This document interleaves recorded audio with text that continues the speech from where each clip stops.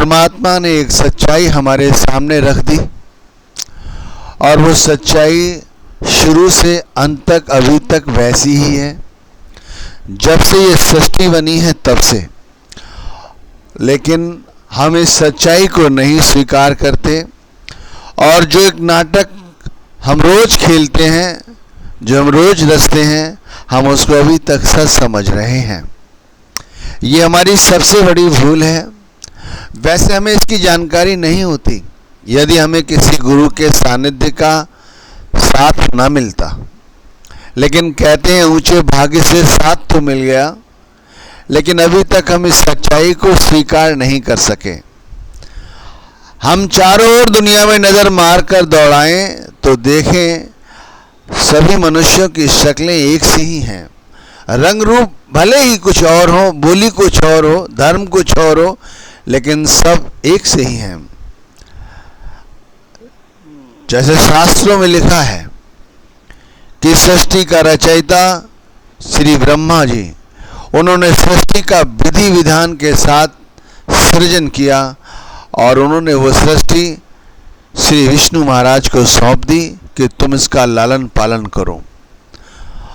और उसके बाद सृष्टि का संतुलन बनाने के लिए महाराज शिव से कहा गया कि तुम इस सृष्टि का इस तरह से संहार करो, चाहे संतुलन बनाए रखो, जिससे कि सब कुछ सामान्य तौर पर चलता रहे। और देख लो दुनिया में कितना उपद्रव है। कहीं लोग एक दूसरे को मार रहे हैं, कोई तरक्की करने के चक्कर में, दुनिया को नीचे दिखाने के चक्कर में लगा हुआ है, तो कोई कुछ और कोई कुछ, लेकिन दुनिया में हलचल है। लेकिन कहते हैं इन तीनों महापुरुषों की जो कार्यवाही है, जो उन्होंने रची, उसमें कोई उथल पुथल नहीं है। एक ने सृष्टि रची, दूसरी संभाल कर रहा है और तीसरा संतुलन बनाए रखा है। उन तीनों के कार्य में किसी भी तरह की हड़बड़ाहट नहीं, जल्दबाजी नहीं। उनका कानून एक सा है, सभी के लिए एक सा है, फिर चाहे वो किसी धर्म का, किसी जाति का, किसी मजहब का क्यों ना हो। और हम इस सच्चाई को भूलकर इस नाटक को सच समझे हुए हैं जो हम खेल रहे हैं और तुम खेल रहे हो। मैं तो आम तौर पर एक और भी बात ये कहूँगा कि कभी समय मिले तो इस नाटक को पहचानने की कोशिश तो करो। अगर ये नाटक हमें समझ में जितनी जल्दी आ जाएगा, हमारा कुछ बन जाएगा। क्योंकि अभी सांसों की डोर हमारे साथ बंधी हुई है। एक बार ये डोर टूटी या ये पतंग कटी तो फिर हाथ नहीं लगेगी। भाई, हम रोज देखते हैं कि चलते फिरते हमारे पैरों के नीचे कीड़े मकोड़े आ जाते हैं। कभी उन्हें उठा के देखो, भाई हमारी तुम्हारी तरह ही सांस ले रहे हैं, वो देख रहे हैं। वो क्या उनके अंदर आत्मा नहीं है? उनके अंदर ही वही आत्मा है जो हमारे अंदर है। उस परमात्मा का कितना एहसान है हमारे ऊपर कि उसने हमें ये मनुष्य तन दिया और हम इस मनुष्य योनि को इन्हीं पशुओं की तरह बर्बाद कर देते हैं, यही काम वासनाओं में, पेट भरने में। अरे भाई, ये पशु करते हैं, हम नहीं। हमें तो कुछ और करने के लिए रचयिता ने रचा था मनुष्य रूप में।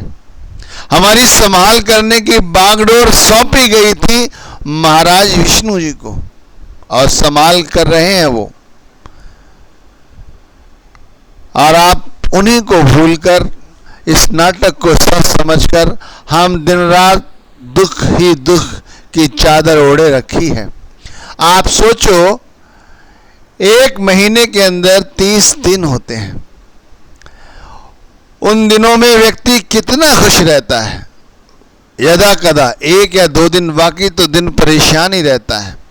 लेकिन इतना आदी हो गए हैं हम इन दुखों के कि हम यही सोचते हैं कि कल मिलेंगे, कल मिलेंगे, ये सुख कल, और ये कल कभी आती नहीं। लेकिन यदि हमें वक़्त के संत मिल गए हैं और उन्होंने हमें जानकारी दे दी है, और हमें भी चाहिए कि फिर हम इस नाटक को समझने की कोशिश तो करें। कभी ऐसा वो दिन आएगा कि हम अपने घर में बैठे हों और हमारे सामने हमारे बच्चे, हमारी पत्नी, माता पिता और हम में लगे एहसास हो कि ये जो कुछ है ये मालिक के बच्चे हैं, और पता नहीं मेरा कौन सा कर्म रहा होगा जो आज मैं इनके साथ हूं, या कल ये मुझे छोड़ के चले जाएंगे, कल ये मुझे छोड़ के चले जाएंगे। ये मालिक का ही नियम है। इस सच्चाई को क्यों नहीं समझते? ये जो हम दिन रात धन दौलत के पीछे अपने आप को इस कदर हमने परेशान किया हुआ है कि बस कुछ नहीं, सिर्फ ये चाहिए, उसके बाद चाहे हमारे शरीर की कितनी ही दुर्गति क्यों ना हो। इतना सुंदर शरीर बनाया है उस परमात्मा ने, उस शरीर के साथ हम कितनी मेहनत मशक्कत करते हैं इसी धन दौलत के लिए, लेकिन देखो ये धन दौलत क्या हमारे अंत वेले साथ जाती है? नहीं जाती है। ये मैं कह रहा हूं इसलिए नहीं, तुम्हें भी पता है भाई। एक बार यदि धीरे से दिल की तरफ दर्द शुरू हो जाए तो लोग घबरा जाते हैं, कहीं मुझे अटैक तो नहीं पड़ रहा है। उस समय सोचो कि यदि वाकई में वो चलने की घड़ी है तुम्हारी, तो फिर ये सब का सब यही धरा का धरा नहीं रह जाएगा, बिल्कुल धरा रह जाएगा। इन बच्चों के लिए दिन रात खपते हैं, धोखा देते हैं, अपने आप को चोरी करते हैं, बेईमानी करते हैं, ठगी करते हैं, सिर्फ इन बच्चों को पालने के लिए, इन्हें कुछ देने के लिए। पता नहीं तुम इन्हें क्या देना चाहते हो। तुम जो इन्हें देना चाहते हो सकता है तुम इन्हें सांसारिक पदार्थों के रूप में दे दो, लेकिन तुमने उसके साथ में क्या कमाया ये कभी सोचा है? कितने पाप इकट्ठे कर लिए, कभी इनका अनुमान लगाया है? नहीं लगाया है। लेकिन ध्यान रखना, जिसने सृष्टि रची है उसने जरूर ये विधान बनाया है कि भाई जो जो तुम कर्म करोगे उनका फल तुम्हें भोगना ही पड़ेगा। और इस समय वक़्त के पूर्ण संत रहे स्वामी जी महाराज, उन्होंने अपनी वाणी में कहा भी है कि कर्म जो जो करेगा तू वही फिर भोगना भरना। उन्हीं कर्मों को तुझे भोगना पड़ेगा, उन्हीं कर्मों की तुझे भरपाई देनी पड़ेगी। यदि तूने इस जन्म में भरपाई नहीं दे पाया तो तुझे फिर दोबारा जन्म लेना पड़ेगा, तब तुझे उन कर्मों की भरपाई करनी पड़ेगी। अगर तब भी तेरे कर्म पूरे नहीं हुए तो तुझे जन्म पे जन्म लेने पड़ेंगे, लेकिन तुझे इनकी भरपाई देनी ही पड़ेगी। जाने अनजाने भी यदि किसी का दिल दुख जाता है ना, तो हमें उसकी भी सजा जरूर मिलती है, ध्यान रखना। अभी कुछ दिनों पहले एक धारावाहिक टेलीविजन पे आया करता था महाभारत, उसके अंदर एक प्रसंग देखा था। पितामह भीष्म से अनजाने में भी अंबा अंबालिका नाम की बहनों के साथ, एक बहन के साथ अन्याय कर बैठे। उनका भरपाई करने के लिए कहते हैं उन्हें जन्म पे जन्म उस स्त्री ने लिए, लेकिन उनके कर्मों का भुगतान उन्हें देना पड़ा। भाई ये कर्मों का विधान है। आप सोचो, जो सामने बच्चे खेल रहे हैं, जो हमारी पत्नी सामने बैठी है, माता पिता हैं, हमारा उनके साथ कोई ना कोई प्रारब्ध रहा है, और ये सामने जो बैठे ये परमात्मा की मूर्ति हैं। पता नहीं कब हम इनसे जुदा हो जाएंगे, ये हमसे जुदा हो जाएंगे। इनके साथ प्रेम क्यों नहीं करते? अरे भाई, हमारे घर के पास में जो पड़ोसी है, मैं मानता हूँ कि वो बहुत गलत है, लेकिन हमने भी कुछ गलत किया होगा, तभी तो इस संसार में हमें उसी का पड़ोसी बनना पड़ा, जो हम आज उसके भुगताई कर रहे हैं, भरपाई कर रहे हैं। यही बात एक राज्य से दूसरे राज्य पर भी निर्भर करती है, और एक देश के साथ दूसरे पड़ोसी देश पे भी निर्भर करती है। हमारा कोई ना कोई कर्म रहा होगा। भाई समझने की कोशिश करो, संत मार्ग एक विश्वास का मार्ग है, एक आस्था का मार्ग है। जिसने विश्वास कर लिया वो इस सच्चाई को जान जाता है कि परमात्मा जो है वो वाकई में सच है, और जो हम सब खेल खेल रहे हैं ये एक नाटक है और कुछ नहीं। इसकी हकीकत थोड़े ही समय में खुल जाएगी। सब पात्र अपने अपने कार्य में लगे रहेंगे। जिस पात्र की उम्र घट जाएगी या समय आ जाएगा वो स्टेज से नीचे उतर जाएगा। आप देख लो, कई लोग अपने साथियों को छोड़े बैठे हैं, अपने परिजनों को छोड़े बैठे हैं। क्यों? क्योंकि वो स्टेज से उतर चुके हैं, उनका कार्यकलाप खत्म हो चुका है। ध्यान रखना, इससे पहले कि हमारा भी यही समय आ जाए कि बस उतरो, चलो अब यहां से चलने का समय आ गया है, और फिर तुम गिड़गिड़ाए तो कोई फायदा नहीं होगा।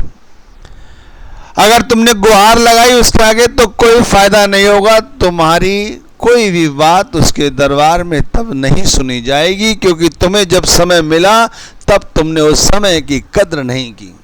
कहते हैं हम बच्चों से कि पढ़ लो बेटा, अभी समय है।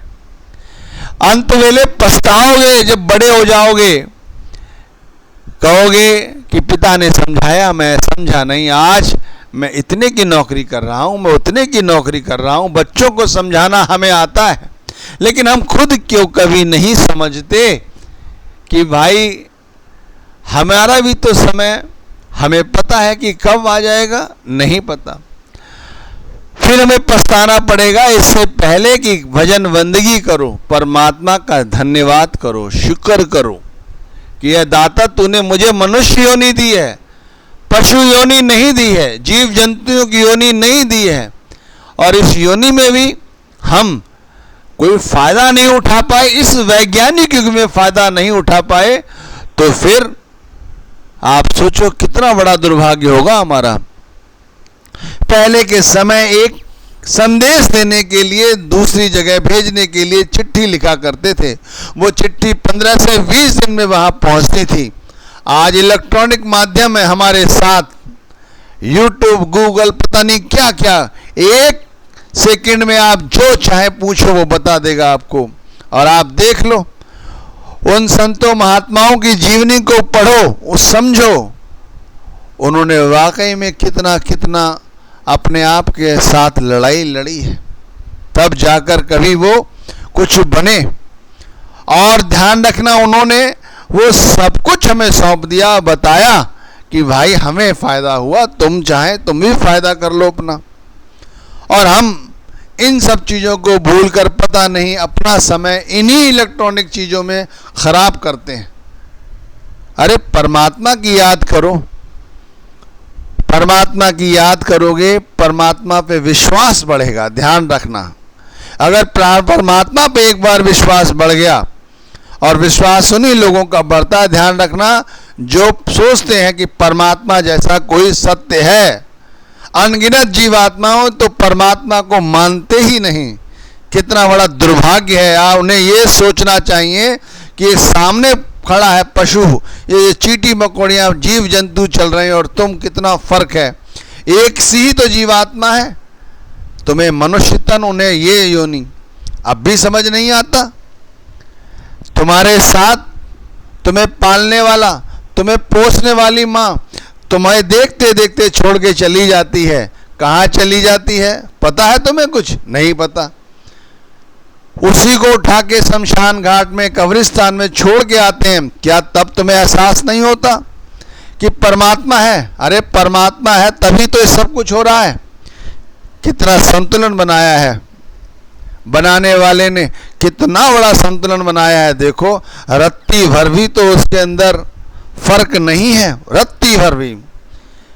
उन्होंने तो यहाँ तक रचा है कि यदि मनुष्य योनि में या किसी और योनि में उन्हें भी आना पड़ा तो उन्होंने भी इन कर्मों का हिसाब किताब दिया है, बखूबी दिया है। वो कर्मों के विधान को कभी उन्होंने पलटने की कोशिश नहीं की। और हम परमात्मा को समझाने की लगातार कोशिश करते हैं कि हमें ये दे दो, हमें ये दे दो, हमें ये चाहिए, हमारी तुम क्यों नहीं सुनते? अरे भाई, जो देने की ताकत रखता है, जिसने हमें मनुष्य योनि दी है, जिसने हमें विवेक दिया है, तो क्या वो ये ताकत नहीं रखता कि हम किस योग्य हैं? वो ये भी ताकत रखता है कि हम किस योग्य हैं। इसीलिए हमें वो उसी तरह देता है जिस लायक हम हैं। तो आज के सत्संग का जो मोटिव था मेरे दोस्तों, वो सिर्फ यही है कि भाई ये जिंदगी का नाटक है, इससे ऊपर कुछ नहीं। भक्ति करोगे तो विश्वास पैदा होगा, ध्यान रखना। और एक बार विश्वास जम गया तब तुम्हें पता चल जाएगा कि वाकई में ये जिंदगी एक नाटक है और तुम एक नाटक के पात्र हो, सिर्फ पात्र। जब तुम्हारी वारी आएगी इस नाटक से हट जाओगे, नाटक फिर भी चलता रहेगा।